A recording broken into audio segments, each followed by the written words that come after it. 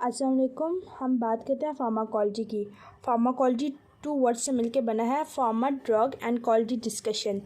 Pharmacology में हम क्या करते हैं, it is a branch of science that deals with the drug interaction between living systems, their use and modes of action. कि हम ये स्टडी करते हैं कि ड्रग के क्या यूज़ हो रहे हैं, क्या इफ़ेक्ट्स हो रहे हैं, क्या वो एक्शन परफॉर्म कर रहा है हमारी बॉडी पर। फार्माकोलॉजी को दो तरह से क्लासिफिकेशन किया हुआ है, फार्माकोकाइनेटिक एंड फार्माकोडायनेमिक। फार्माकोकाइनेटिक क्या है, what the body does to the drug, body क्या कर रही है ड्रग के साथ। एंड फार्माकोडायनेमिक क्या है कि ड्रग क्या कर रही है बॉडी के साथ। अब जब ड्रग क्या कर रही है बॉडी के साथ, उसमें हम मैकेनिज्म ऑफ एक्शन देखते हैं कि क्या क्या एक्शन हो रहा है, ड्रग क्या क्या एक्शन परफॉर्म कर रही है, क्या क्या इफ़ेक्ट दे रही है। लेकिन फार्माकोकाइनेटिक में इंक्लूड होता है अब्जॉर्प्शन, डिस्ट्रीब्यूशन, मेटाबॉलिज्म और एलिमिनेशन। कि ड्रग किस तरह अब्जॉर्ब हो रही है, डिस्ट्रीब्यूट हो रही है, मेटाबोलाइज हो रही है और एलिमिनेशन हो रही है। अगर हम सब डिवीजन ऑफ फार्माकोलॉजी की बात करें तो उसके अंदर बहुत सारी टर्मिनोलॉजीज आ जाती हैं। First terminology pharmacy. फार्मेसी क्या है, it is the art of compounding, dispensing of a drug. Pharmacognosy, it deals with the sources, history and identification of drug. Pharmacokinetic, what the body does to drug. Pharmacotherapeutic, it deals with how to treat and prevention of disease. Pharmacodynamic, what the drug does to the body. Clinical pharmacology, when हम clinical pharmacology में करते हैं कि जो हमारी disease condition पे जो हम ड्रग अप्लाई करते हैं उसकी स्टडी करते हैं। एंड फार्माकोजेनेटिक के genetically determined variation in response to drug. के हर इंसान की जो जेनेटिकली वेरिएशंस होती हैं वो डिफरेंस होती हैं, तो उसके लिहाज से कि कौन सी ड्रग उसको किस तरीके से रिस्पॉन्स कर रही है। एक्सपेरिमेंटल फार्माकोलॉजी, इसमें हम क्या करते हैं, वो ड्रग स्टडी करते हैं जो कि एक्सपेरिमेंट की हुई होती हैं एनिमल्स पे अंडर लेबोरेटरी कंडीशंस में। अगर हम टॉक्सिकोलॉजी की बात करें तो टॉक्सिकोलॉजी में क्या है कि हम देखते हैं कि उसका बेनिफिट्स क्या है, उसके साइड इफ़ेक्ट्स क्या हैं ड्रग्स के ऑन लिविंग सिस्टम पर। एक्सपेरिमेंटल फार्माकोलॉजी के हम क्या करते हैं, हम एक्सपेरिमेंट करते हैं ऑन एनिमल्स पे अंडर लेबोरेटरी कंडीशन में। फार्माको एपिडेमियोलॉजी में हम क्या करते हैं, बेनिफिट्स उसके पढ़ते हैं और एडवर्स इफ़ेक्ट पढ़ते हैं ड्रग्स के। उसके बाद हम फार्मास्यूटिकल केमिस्ट्री में हम क्या पढ़ते हैं, फिज़िकल केमिकल प्रॉपर्टीज, उसका स्ट्रक्चर वगैरह पढ़ते हैं ड्रग्स का। इम्यून फार्माकोलॉजी हम क्या पढ़ते हैं कि हम इम्यूनोलॉजिकल एक्शन पढ़ते हैं कि वो क्या antibodies in response to drug, वो कौन सी एंटीबॉडीज़ प्रोड्यूस कर रही है और उसका क्या इम्यून पर इफ़ेक्ट पड़ रहा है। अगर हम फार्माकोकाइनेटिक की बात करें तो pharmacokinetic, pharma drugs and kinetic movement के ड्रग्स की किस तरीके से मूवमेंट हो रही है बॉडी में। तो ये जब बॉडी की मूवमेंट होती है कि बॉडी वो किस तरह जा रही है, किस तरह अब्जॉर्ब हो रही है, डिस्ट्रीब्यूट हो रही है, मेटाबोलाइज हो रही है, एलिमिनेशन हो रही है, हम ये स्टडी करते हैं। और जो मूवमेंट ऑफ ड्रग्स है वो वायरसेस बायोलॉजिकल मेम्ब्रेन के थ्रू मूव होती है। अगर हम इसकी बात करें अब्जॉर्प्शन की, तो अब्जॉर्प्शन क्या है कि मूवमेंट ऑफ ड्रग अब्जॉर्ब हो रही है टूवर्ड ब्लड स्ट्रीम, लेकिन ब्लड स्ट्रीम में जाने के लिए उसे बायोलॉजिकल मेम्ब्रेन से पास थ्रू होना पड़ेगा। तो जो IV रूट है या पैरेंटल रूट है, वहाँ पे क्या होती है 100% अब्जॉर्प्शन हो जाती है, वो डायरेक्ट ब्लड स्ट्रीम में ड्रग हम इंजेक्ट करते हैं। अच्छा, passage of drug molecule across biological membrane. अगर हम बायोलॉजिकल मेम्ब्रेन का स्ट्रक्चर देखें तो वो लिपिड बाइलेयर होती है जो कि लिपोफिलिक होती है, उसके ऊपर चैनल्स और प्रोटीन मौजूद होते हैं जो कि हाइड्रोफिलिक होते हैं। अब डिफरेंट फिनोमेना हैं जिसके थ्रू जो ड्रग्स है वो मूव करती है। First of all passive diffusion. Passive diffusion क्या है, हाई कंसनट्रेशन से ड्रग मूव कर रही है लो कंसनट्रेशन से। इसको जो इसके क्या है, इसके अंदर कोई कैरियर इन्वॉल्व नहीं है, नॉट अ सैचुरेबल, लो स्ट्रक्चर स्पेसिफिटी है। ये सिंपल क्या है, हाई कंसनट्रेशन से लो कंसनट्रेशन मूव कर रही है। और इसको जो कर रही है ड्राइविंग फोर्स, इसकी क्या है, कंसनट्रेशन ग्रेडियंट है जो इसको मूव करने में हेल्प कर रही है।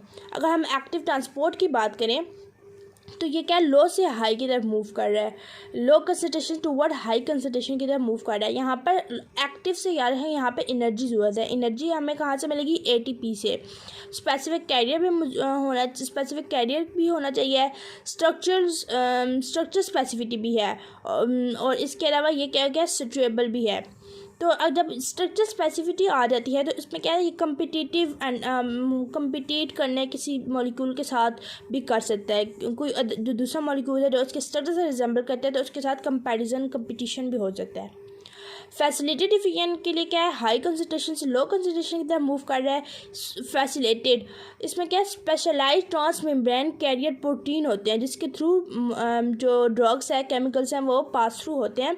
जब वो जाकर मेम्ब्रेन के साथ बाइंड करते हैं तो कन्फॉर्मेशनल चेंज हो जाती है, उसकी जो बाइंडिंग है, प्रोटीन है जो वो चेंज हो जाता है और वो फिर पास थ्रू हो जाता है। उसके अंदर स्ट्रक्चर सैचुरेटेड भी है और स्ट्रक्चर स्पेसिफिसिटी होने की वजह से ये कम्पीट भी कर रहा है। और जो फैसिलिटेशन है वो ज़्यादातर लार्ज मॉलिक्यूल्स के लिए प्रेफर की जाती है। अगर फिल्ट्रेशन की बात करें, अगर ड्रग का साइज़ जो है वो स्मॉल है तो वो इजीली फ़िल्टर हो जाती है। फिल्ट्रेशन किन चीज़ पे डिपेंड करती है कि मॉलिक्यूलर साइज़ पे डिपेंड करती है और वेट ऑफ ड्रग पे डिपेंड करती है। और ये जो फिल्ट्रेशन का फेनोमेना होता है वो एक्सक्रीशन या एलिमिनेशन में, ग्लोमेरुलर फिल्ट्रेशन में रोल प्ले करता है। अगर हम एंडोसाइटोसिस और एक्सोसाइटोसिस की बात करें तो एंडोसाइटोसिस क्या है कि कोई चीज़ जो हमारी मेम्ब्रेन के अंदर जा रही है।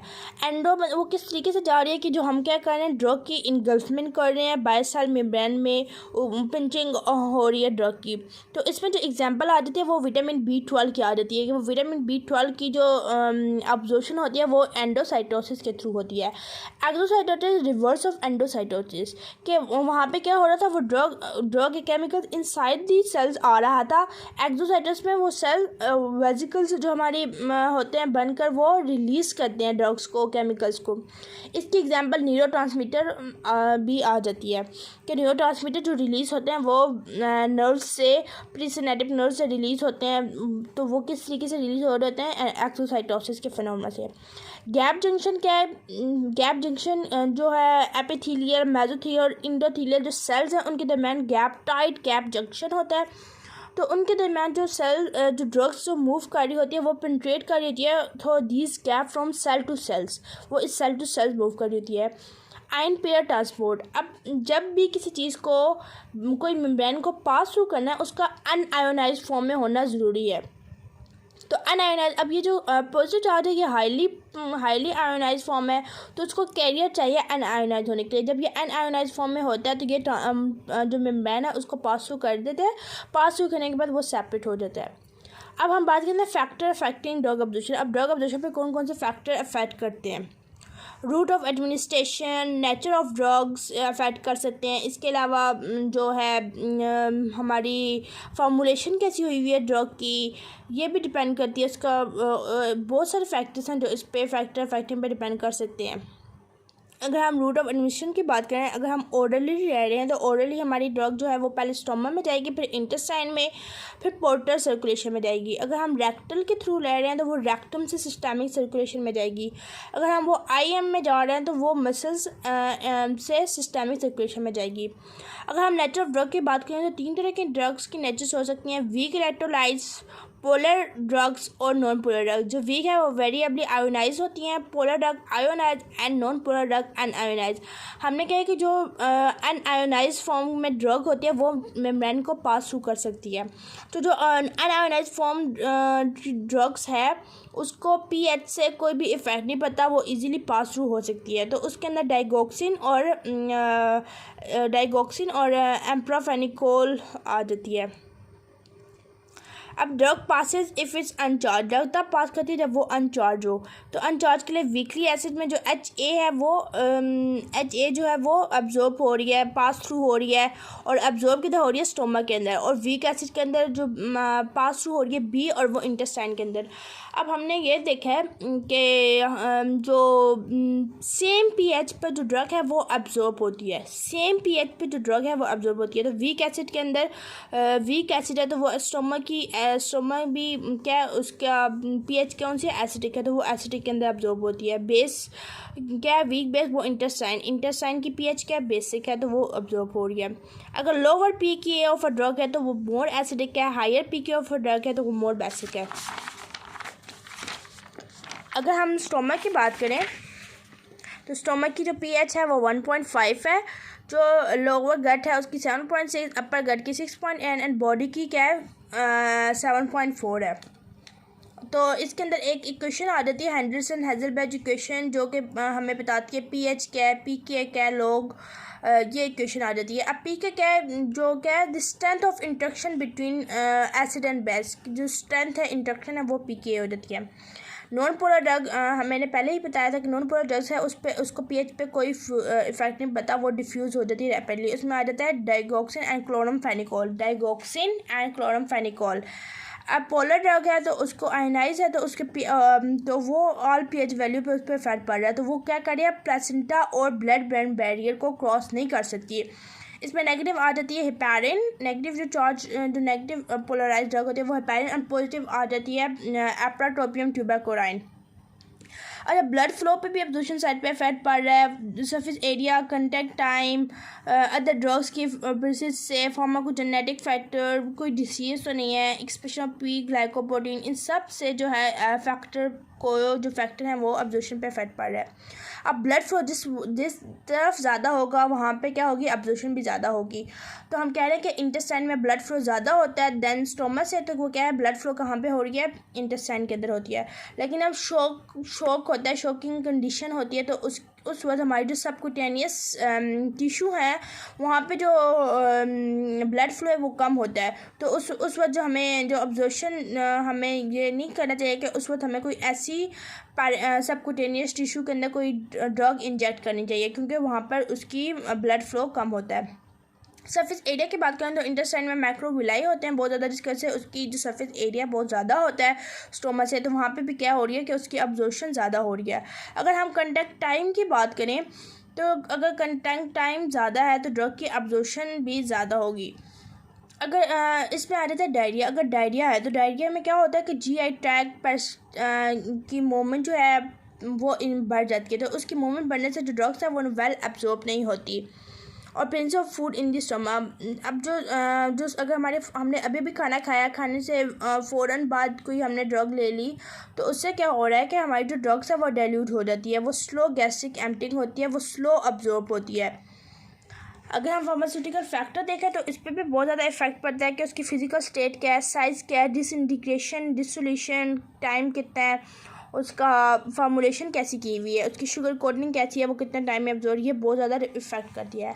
और प्रिंस ऑफ अदर ड्रग भी बहुत ज़्यादा ड्रग इंट्रैक्शन हो जाती है जो कि इफेक्ट करती है। अब जैसे कि एस्कॉर्बिक एसिड है जो कि क्या करवा रहा है, ओरल आयरन की अब्जॉर्प्शन को इन्हेंस करवा रहा है, और एंटासिड है जो कि टेट्रासाइक्लिन की अब्जॉर्प्शन को रिड्यूस करवा रहा है।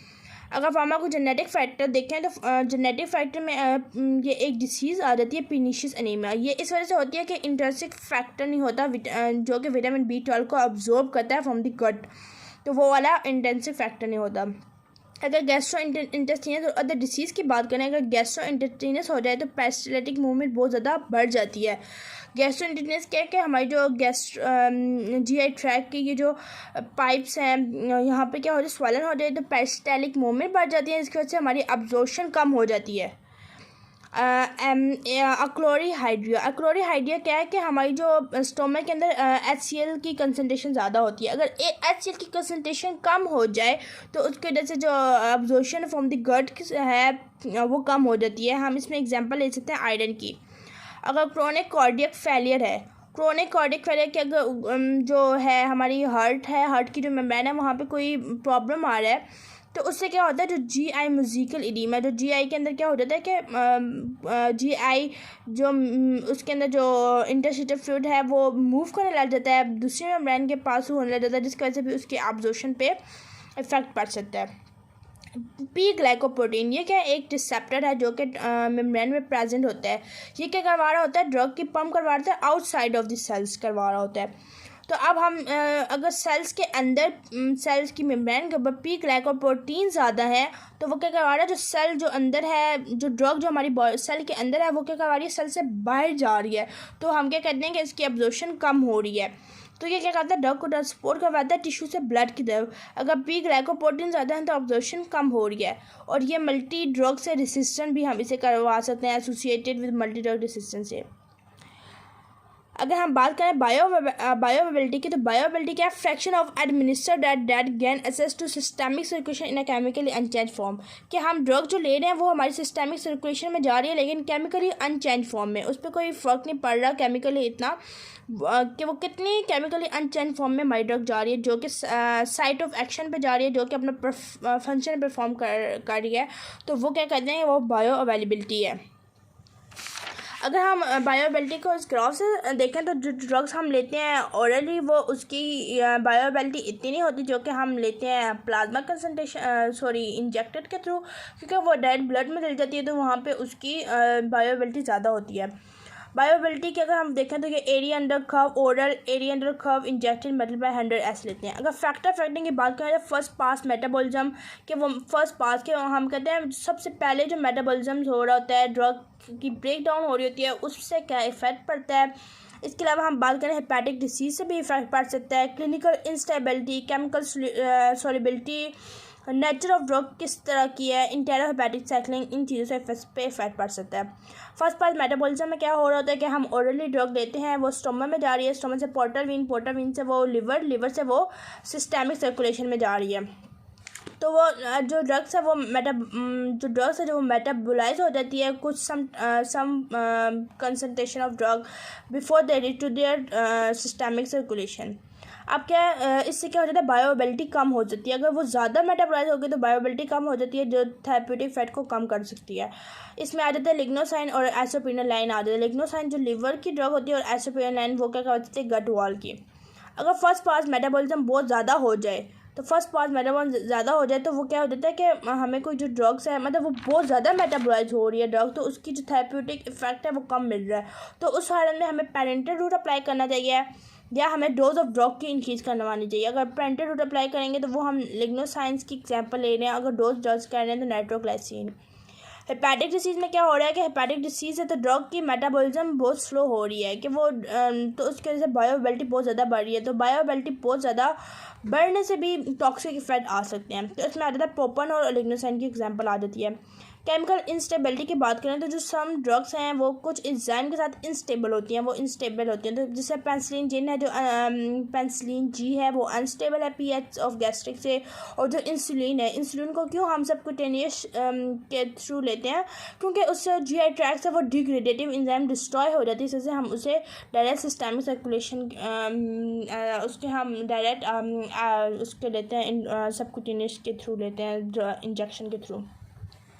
नेचर ऑफ ड्रग की बात करें तो इसमें particle size, salt form, enteric coating, excipient हम क्या यूज़ कर रहे हैं, वो भी रेट ऑफ अब्जॉर्प्शन पे बहुत ज़्यादा डिपेंड करता है। सॉल्युबिलिटी की बात करें तो सॉल्युबिलिटी के लिए ड्रग की किसी भी मेम्ब्रेन से, किसी भी से ना उसको क्या होना चाहिए, वो उसको हाइड्रोफोबिक होना चाहिए, लेकिन उसके पास ऐसी क्वालिटी भी होनी चाहिए कि वो जो एक्यूस फ्लूइड के अंदर एब्जॉर्ब हो सके, तो ये होनी चाहिए। इस वजह से जो वीक बेस हैं कि वो क्या होती हैं, लार्जली हाइड्रोफोबिक होते हैं, बट उनके पास सोल्युबिलिटी होती है कि वो क्या हो जाए, एक्वस सॉल्यूशन के अंदर सोल्यूबल हो जाए। जो बहुत ज़्यादा हाइड्रोफिलिक हैं वो क्या हो रही है, पोरली अब्जॉर्ब हैं लिपिड रिच सेलुलर मेम्ब्रेन से, सेल मेम्ब्रेन से। जो बहुत ज़्यादा हाइड्रोफोबिक हैं वो भी पूरी अब्जॉर्ब है, क्योंकि हाइड्रोफोबिक वो तो मेम्ब्रेन से पास हो जाती है, लेकिन वो बॉडी फ्लूइड के अंदर जाके इनसॉल्युबल होती हैं। इंटेरोहेपेटिक साइक्लिंग क्या होता है कि हमारी जो ड्रग है वो सही तरह अब्जॉर्ब नहीं हुई, तो वो इंटेस्टाइन से दोबारा पोर्टल वेन के थ्रू दोबारा लिवर में जाती है, मेटाबोलाइज होती है, तो उसका इस तरह उसका बायोअवेलेबिलिटी इंक्रीज़ हो जाती है, उसकी ड्रग की कंसंट्रेशन इंक्रीज़ हो जाती है। अगर हम बायो इक्वलेंस की बात करें तो हम क्या करते हैं, दो ड्रग्स की हम करते हैं कि कम उनकी जो बायो अवेलेबिलिटी है वो क्या सिमिलर एक ही टाइम में वो क्या ब्लड सर्कुलेशन में पीक मतलब वो बहुत ज़्यादा बायोअवेलेबिलिटी है दो ड्रग्स की कंपैरिजन अवेलेबिलिटी। तो उसमें क्या है कि उसमें दो चीज़ों पर डिपेंड करती है कि वो कितना ड्रग कंसंट्रेशन है ब्लड के अंदर और कितना टाइम लेके वो ब्लड के अंदर कंसंट्रेशन को अचीव कर रही है, टू रिच पीक कंसंट्रेशन में जा रही है। अगर हम बायो इनइक्वालिटी की बात करें तो इनइक्वालिटी क्या है, उनकी जो दो ड्रग के दरमियान जो बायो इक्वालिटी है वो डिफरेंट है, उसके सिग्निफिकेंट डिफरेंस आ जाते हैं। थेरेप्यूटिक इक्वालिटी की बात करें तो उसकी कंपेरेबल इफिकेसी एंड सेफ्टी होनी चाहिए, और थेरेप्यूटिक इनइक्वालिटी के उसके अंदर बहुत ज़्यादा डिफरेंस आ जाता है उनकी इफिकेसी और सेफ्टी के दरमियान बिटवीन टू ड्रग्स के।